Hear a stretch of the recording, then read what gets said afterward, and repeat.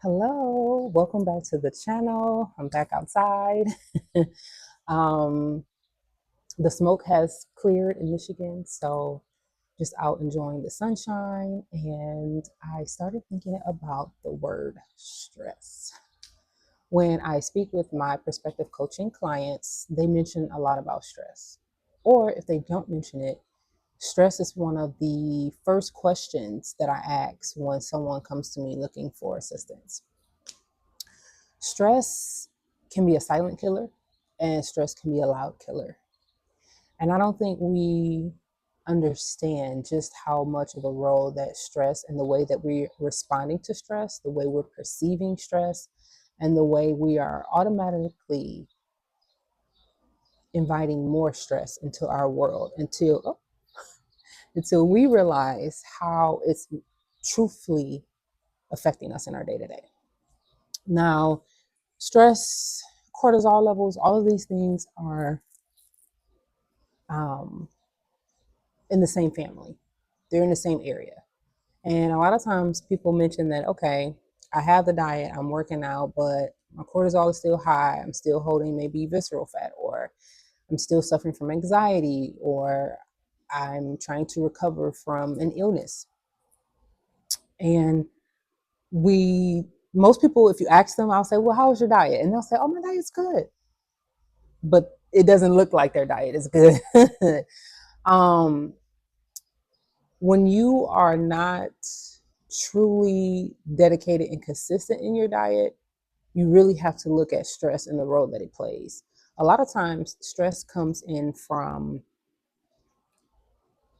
most people's day to day that they're unaware of, and it's affecting their bodies in a way where it's wreaking havoc on their hair, it's breaking their skin out, it's causing eczema flare ups, psoriasis, all types of things that stress can run rampant on our bodies, fibroids, cysts, tumors, you name it. And when I mentioned in my previous video about manifesting in relaxation instead of chaos, that plays a huge role when you speak about stress. The way that you're perceiving a situation that causes a stressful response in your body, such as heart palpitations, nervousness, short of breath, just stumbling over words, or anything that is causing a disruptance in your body that does not feel peaceful, is an indicator that maybe you're stressed, maybe you're anxious. Your body is having a response to a trigger. And sometimes it's hard to get to the root, and other times it's very easy to get to the root of a situation. For example, say if I was talking to a friend the other day and she said she couldn't go to an event because she wasn't able to bring a high enough gift for the recipient, the one that's being celebrated. And nowadays, as things are getting high, inflation is rising every day. Usually, if you're getting invited to an event, a party, a wedding, or anything like that, it is appropriate to bring a gift. That's what is expected. But there are some people who say, okay, I still want you to come to the event, but I don't want you to bring a gift. Or we never ask, we never check in, we never just show up anyway, because maybe they really want you there. And it's that fine line of appropriateness, of maybe you don't want to be judged, or who knows, but the stress of assuming what to do in the situation where you can't show up for someone or you can't show up for yourself, that can cause a stressful trigger. And when it comes to our jobs and how we're performing, when it comes to our family members, when it comes to our spouses and how we're performing, and if we're feeling that connection, or if we're lacking something or not feeling a certain amount of love, that stress and that cortisol lays dormant in our bodies, and it shows up in different ways. And so my encouragement for you, when you think about stress, stress is always going to be there. It's how you're responding to it. First, it's how you perceive it, and then it's how you're responding to it is gets the last say. So I can have a stressful moment and I can say, I'm not going to be stressed in this moment, or I'm really stressed because of this. But the opposite of being stressed because of this is relaxing, because this too shall pass, or it might not be as big as I'm imagining it to be, or it's not. I wouldn't say a big of a deal, because I think people disrupt. I don't know what's going on with this flies. My apologies. I got a fly trap over there. Whew. The biggest thing about perception and assumption and identity is that we always want to impress people. We want to be reliable. We want to be loyal. Some of us, most of us, I know I do. I don't like to go places and not have something, whether it's something I created, some socialite.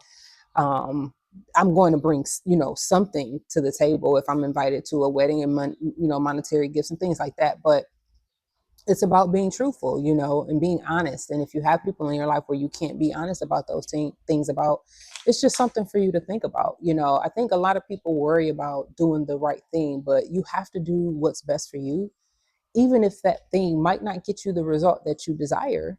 But at least you did it to find out and to mark in your inner Rolodex, like, okay, this didn't work, versus being stressed about over assuming either someone is judging you, someone is looking at your money or what you're wearing, or all of these things that come about when it comes to stress is an outside perception.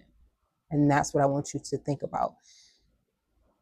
One of the best traits about my husband is that he seeks the truth in a lot of things. And so a lot of people are not telling the truth about how they really feel about themselves, because if you know you're a high valuable person, if you know you are reliable, if you know you show up the best that you can every single day, how others perceive you shouldn't come first before your perception.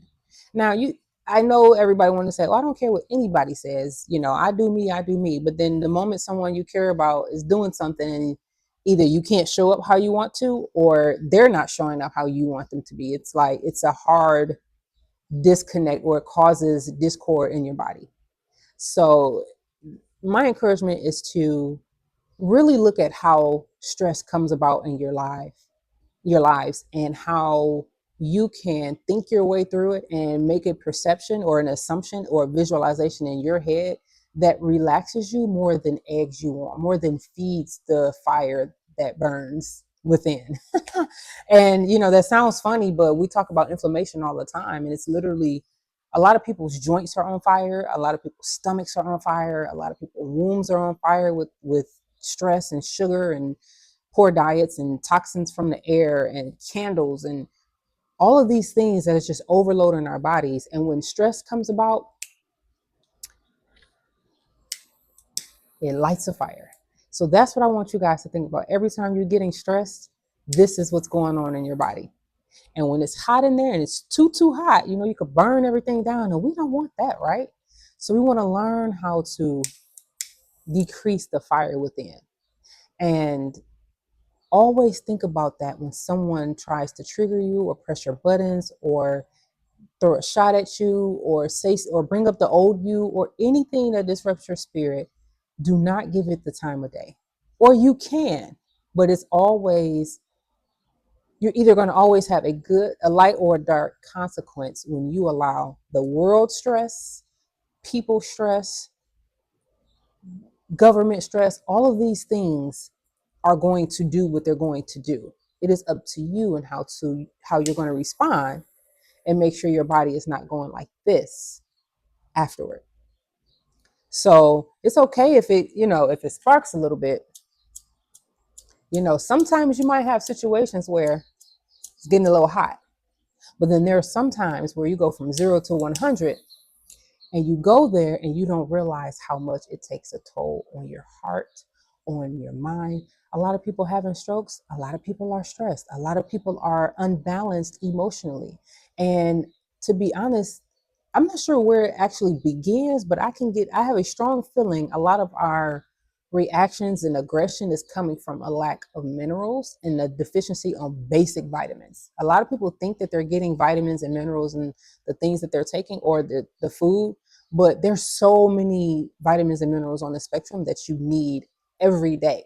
So if you're not drinking enough water to flush it throughout your system, or you're not getting the toxins out, or you're not filtering your body as a machine or feeding it as a machine to where it ingests, then it processes, then it expels. If you don't have this system flowing and going already, whenever you respond to something, you're going to set your body on fire. And all of those stagnancies don't do your body any good. So you want to keep the fires down. If you keep your fire down, then a lot of the diseases, a lot of the cysts, and a lot of the fibroids, they can go from this and they can get smaller because you're no longer lighting it up or sparking it. You know how when you spark, you are pulsating these fibroids, these cysts, and these tumors, and these growths, and this high blood pressure, and the strokes, and the diabetes. Like all of this stuff is connected. And I just want you guys to be aware that if you start thinking of the trigger of the stress in a different way, it can calm you down a little bit better. You can start to visualize that really being the truth. Like, oh, I can really be calm if I just slow down, talk my way through it. Okay, someone's being mean and petty. I'm not going to be mean and petty, but I'm going to create a boundary to where I'm not going to let that penetrate my aura field over there. And I have to realize maybe they're miserable. Maybe they're going through something.